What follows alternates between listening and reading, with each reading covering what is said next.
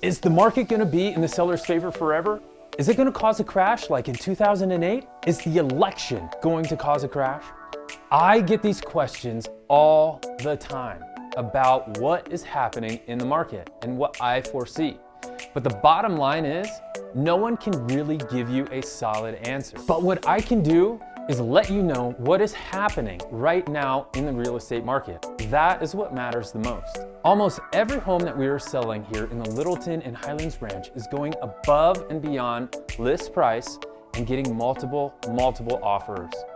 But why? Why does this keep happening? Well, let's dive into it.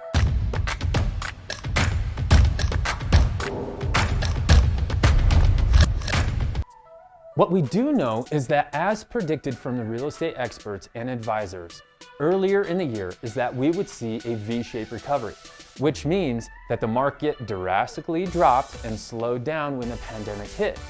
But as they predicted, once things go back to normal, or I should say the new normal sets in, that the housing market will recover.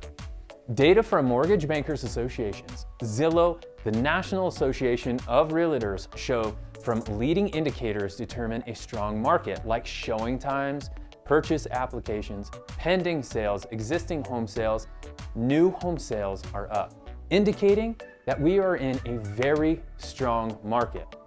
Also, factors like inventory levels, both traditional inventory and new construction, are down.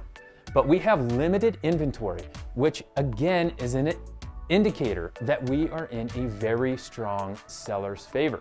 So although I cannot predict what will happen in the future, just as anyone else can, but what I do know is that right now we are still seeing a very strong real estate market nationwide. Feel free to reach out to us at any time for a no cost, no risk, hassle-free strategy session.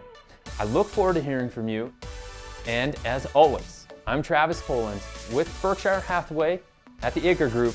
Remember, thoughts become things, so make sure that they're good ones. I will see you on the next one. Take care.